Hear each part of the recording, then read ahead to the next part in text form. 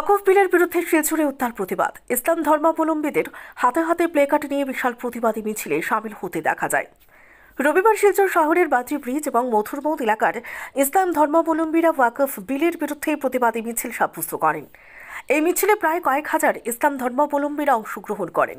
আল্লাহু আকবার এবং বিজেপি মুর্দাবাদ স্লোগানে আকাশ বাতাস কাঁপিয়ে তোলেন ইসলাম ধর্মাবলম্বীরা।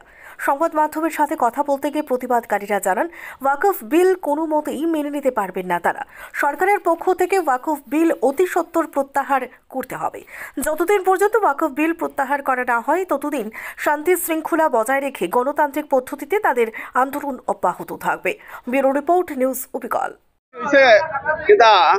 ওয়াকফ বিল 2025 যে আইন প্রণয়ন, যেটা অ্যামেন্ডমেন্ট বিল মানে এটার আইনে পরিণত হয়েছে, এটার প্রতিবাদে একটা শান্তিপূর্ণ নতুন চরক পয়েন্ট থেকে আইয়া আমরা ওই পেট্রোল পাম্পের কিনারে একটা খালি জায়গার মধ্যে প্রতিবাদী সবার মাধ্যমে সমাপ্ত হওয়ার কথা আছে।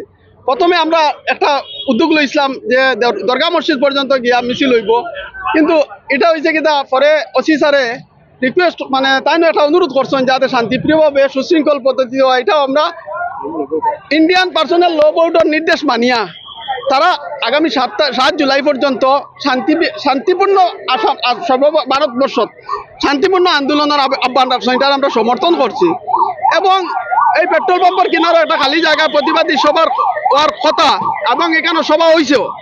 সবার থেকে কিছু সংখ্যক যুবক, এখানে হাজার হাজার মানুষ আই গেছেন, এখান থেকে কিছু সংখ্যক যুবক সামরাগুদাম অব্দি গেছে গিয়া।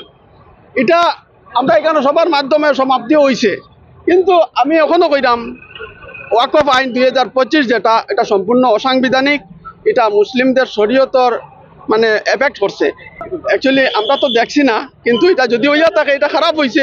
পুলিশে লাঠি চার্জ বাধ্য হয়েছে, একটা সময় কন্ট্রোলের বারে যার পুলিশে লাঠি চার্জ করছে, যেটা এটা বাধ্য হইয়া করছে, এটার আমরা দোষাম না। কিন্তু যদি পাত্তর মারিয়া থাকে এটা অন্যায় করছে, এটারে আমরা কোনো অবস্থায় মানিয়ে নিতে পারি না।